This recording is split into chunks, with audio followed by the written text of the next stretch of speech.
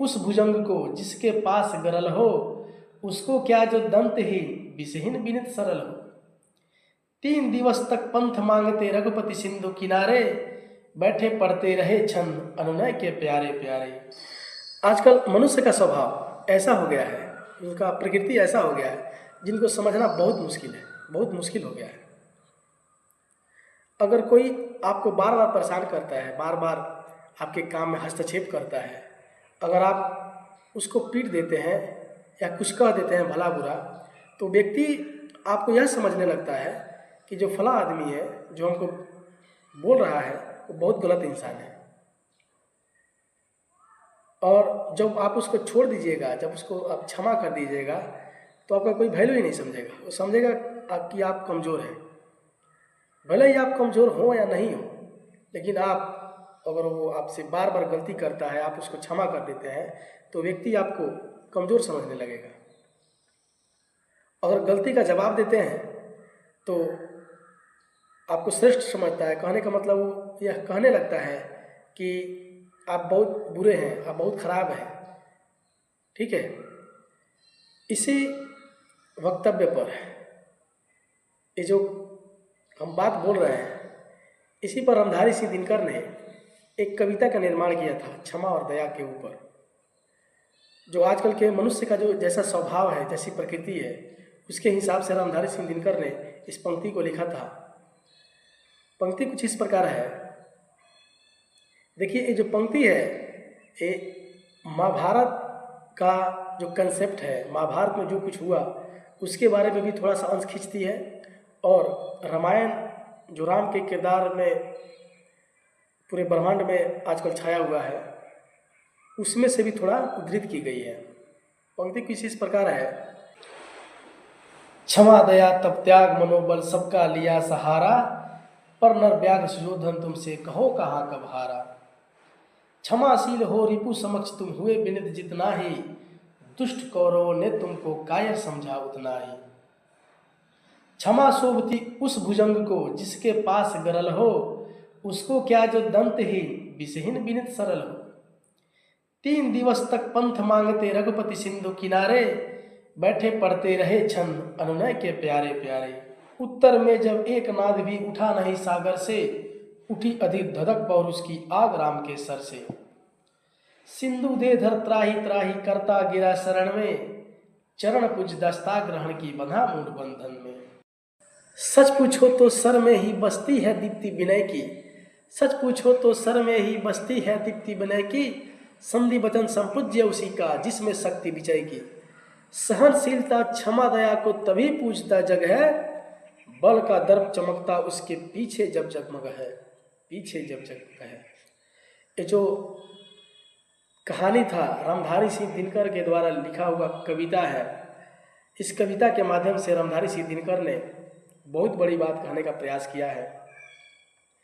इसमें कुछ ऐसे प्रसंग आए हैं जो महाभारत से लिए गए हैं कि पांडव लोग कौरवों के सामने भीख मांग रहे थे, फिर भी जो पांडव थे उनके सामने गिड़गिड़ा रहे थे, लेकिन कौरव उनको कमज़ोर समझकर उनका अट्टहास कर रहे थे, उनको इग्नोर कर रहे थे। देखिए, कहने का मतलब है, यहाँ पे गरल का मतलब होता है जहर, या भुजंग का मतलब होता है सांप। अगर किसी सर्प के पास अगर विष है, जहर है, अगर हम उससे माफ़ी मांग रहे हैं तो सही है, जायज़ है, क्योंकि उसके पास जहर है, गरल है उसके पास। वो आपको जब डस देगा तो आप मर सकते हैं, हम मर सकते हैं। लेकिन उस सर्प के पास गिड़गिड़ाने से क्या ही फायदा है, जिसका ना तो दांत है, ना उसके अंदर किसी प्रकार का जहर है, हानिकारक कोई हानि पहुंचाने वाला कोई पदार्थ नहीं है। तो हमारा गिड़गिड़ाना, हमारा भीख मांगना उसी के सामने जायज़ है जो हमारे बातों का कद्र करता है, जो वाकई में वैसा हो, शक्तिशाली हो। शक्तिशाली आदमी के साथ जो कमज़ोर व्यक्ति है उससे जाकर हम क्षमा मांगेंगे तो इस चीज़ सही नहीं है। राम जी भगवान थे, फिर भी जो सिंधु नदी थी, जो सिंधु नदी था, उसको पार करने के लिए वो चाहते तो नदी को सुखा सकते थे, लेकिन फिर भी वो 3 दिन तक बैठकर प्रार्थना कर रहे थे कि हे सिंधु, तुम मुझे रास्ता दो ताकि मैं अपने प्राण प्रिय सीता के पास जाकर सीता का पता लगाऊं और उसको वापस लेकर आऊं। लेकिन सिंधु नदी को घमंड हो गया कि हमसे गिड़गिड़ा रहे हैं, मेरे सामने भगवान आकर हमसे कुछ मांग रहे हैं, भीख मांग रहे हैं, घमंड हो गया उसको। तो राम जी ने क्या किया, अंत में जैसे ही धनुष बाण ताना सिंधु नदी को सुखाने के लिए, वैसे ही सिंधु नदी त्राही त्राही करते हुए उनके शरण में गिर गया और उनसे माफ़ी मांगने लगा कि प्रभु मुझे माफ़ कर दीजिए।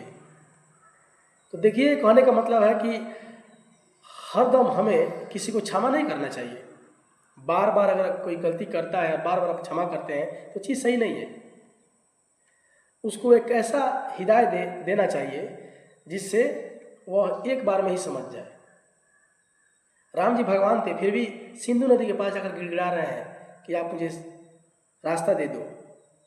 वो चाहते थे कि समाज के किसी भी लोग का अहित न हो मेरे आने जाने से, मेरे कारण। इसलिए वह नतमस्तक होकर उनसे प्रार्थना कर रहे थे। लेकिन अंत में क्या हुआ, जब नदी ने रास्ता नहीं दिया तो राम ने अपना धनुष बाण ताना और उसको सुखाने का प्रण कर लिया। उनका यह विकराल रूप देखकर सिंधु नदी उनके शरण में गिर गई और माफ़ी मांगने लगी। उसी तरह से पांडव बहुत बलशाली थे, लेकिन कौरवों से मांग रहे थे, अपना हिस्सा मांग रहे थे। लेकिन कौरव घमंड के मध्य में चूर थे, वे नहीं चाहते थे कि इनको हम कुछ दें और कमज़ोर समझ रहे थे। लेकिन अंत में क्या हुआ, 5 भाई जो पांडव थे 100 भाई कौरवों का सत्यानाश कर दिया, बर्बाद कर दिया। तो कहने का मतलब है कि जो रामधारी सिंह जो कविता लिखे हैं, वह आजकल के समाज में अगर हम उस कविता पर खरे उतरते हैं तो हमें किसी भी प्रकार की दिक्कत नहीं होगी। और इस समाज में हमेशा चुप रहना सही नहीं है। हमको जहाँ गलत लगे वहाँ पे बोलना पड़ेगा, तभी जाकर हम समाज में अपने आप को सामंजस्य स्थापित कर पाएंगे और आगे बढ़ पाएंगे।